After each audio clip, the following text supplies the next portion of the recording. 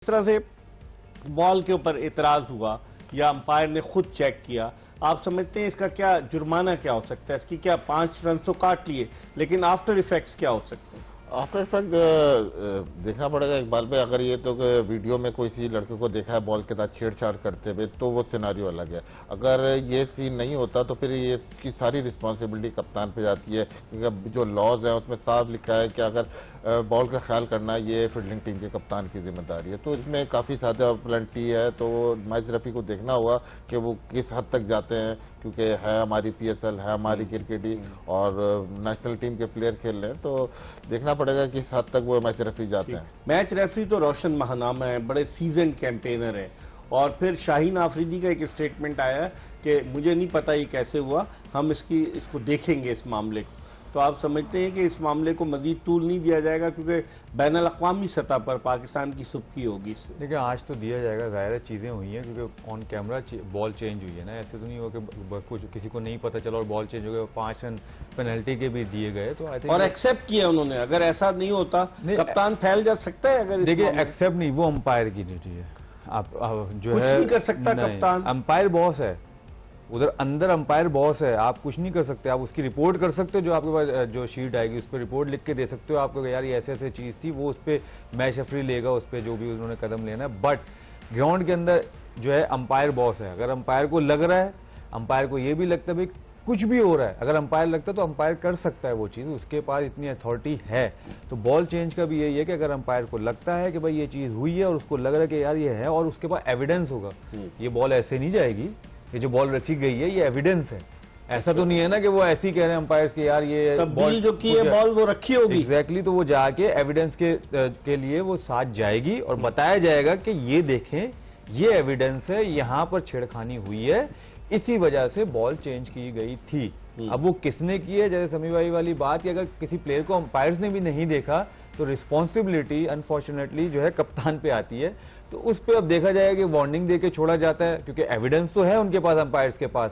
अगर प्लेयर नहीं मिला जिसने छेड़खानी की है तो ये होगा कि शायद वार्निंग देके छोड़ा जाए या जुर्माना, जो है जुर्माना इन सेंस, हाँ थोड़ी सी जो है पैसे वैसे का जो है फाइन लगाया जाएगा। सभी आप भी कुछ कहना चाह रहे थे इस हवाले से। अब अगर हम थोड़ी हैदराबाद किंग्स की बात कर लें, किंग्समैन की, तो आपने देखा टीम बिल्कुल बैठी हुई नजर नहीं आ रही। इतनी महंगी टीम बिकी 1 अरब 75 करोड़ की, लेकिन जिस तरीके से उनकी परफॉर्मेंस रही है और लड़कों को, जिस तरह मैंने ब्रेक पर जाने से पहले कहा कि जो फवाद सरवर साहब हैं उसके मालिक, वो उन लड़कों पे ज्यादा ट्रस्ट कर रहे हैं जो वहां पर लीग्स होती हैं। फवाद भी वहां खेला है कि किंग्समैन की टीम की नुमाइंदगी करते हैं, और इसीलिए इसका नाम भी इन्होंने हैदराबाद किंग्समैन रखा है।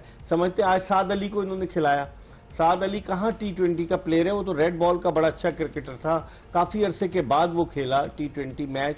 हम्माद आजम का क्या रोल है, इस तरह से बहुत सारे। फिर हसन खान भी, जिनसे बड़ी तवक्कुआत वाबस्ता थी, वो भी कामयाब नहीं हो सके। कॉम्बिनेशन कैसा लगता है आपको हैदराबाद किंग्समैन का? मेरे ख्याल में अभी तक उनका कॉम्बिनेशन आप कहें कि इतना एडजस्ट नहीं हुआ, इतने सेट नहीं हुआ। फिर अगर आप प्लेयर की बात करें, जैसे आपने कहा परफॉर्मेंस की, ठीक है साद अली, हम्माद आजम अभी इस लीग में परफॉर्म नहीं कर रहे, लेकिन वो हमारे देखें डोमेस्टिक सिस्टम से 4-6 साल पहले जा चुके हैं। ठीक है, ऑनर्स के पास राइट होते हैं, वो कहीं से भी प्लेयर ले, दुनिया में कहीं से उनके पास ही खेल होंगे लिया। लेकिन देखें इससे हमारे जो लोकल प्लेयर है, डोमेस्टिक के जो प्लेयर हैं जो सारा साल मेहनत कर रहे हैं, उनकी भी तो हौसले शिकनी हुई है। और ऊपर से अगर देखें सबसे बड़ी बात कि जो आप प्लेयर तो लिए, लेकिन देखें नई फ्रेंचाइज का सबसे बड़ा था PSL, जैसे हमने बताया कि सबने मिल के ये ब्रांड बनाया था। लेकिन इस तरह से अगर परफॉर्मेंस एक तरफा मुकाबला होगा तो वो एकदम से जो है ना वो PSL का लेवल भी गिरेगा। और आपको पता है जो सर्कमस्टांसेस बने में क्राउड आ नहीं रहा, और इस तरह से आप क्रिकेट देखेंगे तो बिल्कुल ही म्यार गिरेगा। फिर शुरू में फवाद ने पॉइंट आउट किया कि उन्हीं विकेटों पे 4-4 मैच हो गए हैं। देखें ये रीशेड्यूल तो हुआ है ये पूरा टूर्नामेंट, लेकिन ये T20 क्रिकेट का खासा ये है कि रन बने, बाउंस हो, थोड़ा सा कैरी हो बॉल, जो कि अभी तक नजर नहीं आया, जिसकी वजह से जो ब्रांड था क्रिकेट का PSL का वो नजर नहीं आया। कल तो रन बने थे सभी, 200 के ऊपर 214 के 215 कर लिए थे पेशावर ज़ल्मी ने कल। जी एक टीम बन रही है, लेकिन देखें हम चाह रहे हैं कि इवनली कॉन्टेस्टेड हो। जिस तरह से दुनिया चल रही है, देखें IPL और दूसरी लीगें आप देखें 250-250 रन बन रहे हैं, 260 रन बन रहे हैं, वो अभी तक नहीं देखा जा रहा हमारी लीग के अंदर। तो इसी वजह से कि म्यार गिर रहा है। फिर हमारी लीग से हम कहते थे कि हमारे बेस्ट बॉलिंग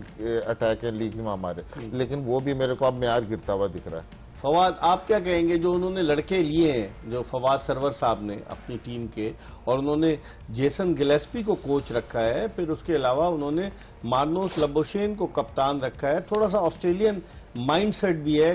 क्रेग मैकडर्मट जो ऑस्ट्रेलिया के साबिक टेस्ट फास्ट बॉलर थे, उनके बेटे बेन मैकडर्मट भी खेल रहे हैं, क्या कहेंगे आप इस हवाले से? जहाँ तक लड़के लेने की बात है, जाहिर है जब एक साथ आप लेके चल रहे होते तो उनका राइट है, उनको देना चाहिए चांस, और दे रहे हैं। अभी बस कॉम्बिनेशन का है, जैसे समी भाई ने भी बोला, अगर आप उनकी बैटिंग का देखा जाए तो मुझे ऐसा लगता है कि सबसे पहले बात, जो उनका कप्तान है उसका ओवरऑल स्ट्राइक रेट जो है वो 128 का है ओवरऑल उसका करियर का, ठीक है। और आज देखें उसने 109 के स्ट्राइक रेट से बैटिंग की, 174 रन आप चेस करने जा रहे हैं। तो वो क्या करें जब शुरू में विकेट गिर जाएगी? पहले और दूसरे ओवर में साइम अयूब आउट हो गया, पहले विकेट तो कोयटा की भी 2 गिरी थी ना। उसके बाद भी ठीक है, उन्होंने देखे, उन्होंने अपना स्ट्राइक रेट, ठीक है, उनका भी इतना ज्यादा नहीं था, शुमाइल का और जो है क्या कहते हैं हसन नवाज का 132 का एक का और 131 का है स्ट्राइक रेट, इतना तो है ना। 109 पे, और वो देखे वो पहली बैटिंग कर रहे थे, ये तो चेस कर रहे थे, और उनकी बैटिंग 8 तक है, इन लोगों की बैटिंग हैदराबाद की। और एक और चीज, एक हमारे आदम 8वें पे आए, जी 8वें पे आए हैं। तो एक और चीज थोड़ी अगर देखी जाए, क्योंकि जो भी थिंक टैंक है उनके, देखें जब मास सदाकर और सैम अयूब अगर जल्दी आउट हो जाते हैं, तो जैसे इन्होंने साद अली को खिलाया है आज देखें उस्मान खान का भी स्ट्राइक रेट 77 का था, पिछले मैच में ओपन की थी एग्जैक्टली। तो ये तो चेंजेस होती रहेगी, क्योंकि मास सदाकत नहीं थी तो ओपन उसको करा दिया कि यार आप ओपन कर लो एक मैच के लिए, तो एक मैच के लिए क्या, अब वो नीचे ही खेलेगा। एनीवेज, अब लबुशेन और साद अली एक साथ नहीं खेल सकते।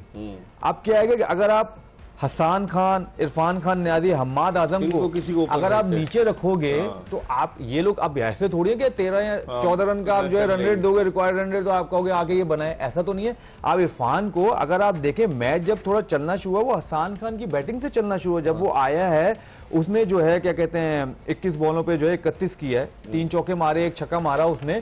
तो जब जाके मैच ऐसा लगा कि हाँ यार आगे जाएगा, अगर वो एक आध ओवर और खेल जाता तो मे भी ये मैच और अच्छा हो सकता था। मेरे ख्याल से ये जो छोटी छोटी चीजें हैं ना, इसमें इनको इंप्रूव करना पड़ेगा। और हसन खान परफॉर्मेंस करते हुए आ रहा है, बैटिंग में उसने बड़ा इंप्रूव किया है। तो इरफान खान न्याजी और हसन खान में से किसी एक को जो है इनको 5 पे जरूर लेके जाना पड़ेगा, अगर लबुशेन अंदर खेल रहा है तो, क्योंकि लबुशेन और साद अली अगर एक साथ खेलेंगे तो फिर स्लो हो जाएगा आप, और आप मैच से फिर दूर हो जाओगे। उनमें से एक प्लेयर एट अ टाइम खेले, उसके साथ जो है ना स्ट्राइकर आपके साथ खेले, तो आपकी टीम के लिए अच्छा रहेगा। ठीक है, चलें, इसके साथ ही आज की ये एपिसोड अपने इख्तिताम को पहुंची। इंशाल्लाह कल फिर आपसे मुलाकात होगी। कल आराम का दिन है, अब तक 6 मैचेस खेले जा चुके हैं HBL PSL 11 में, और कल आराम का दिन है। कराची किंग्स की टीम जो है वो टॉप पर है, दोनों मैचेस जीती है। अब देखते हैं कि कल आराम के बाद जो मैचेस होते हैं, तो उन मैचेस में कौन सी टीम अच्छी कारकर्दगी का मुजाहरा करती है।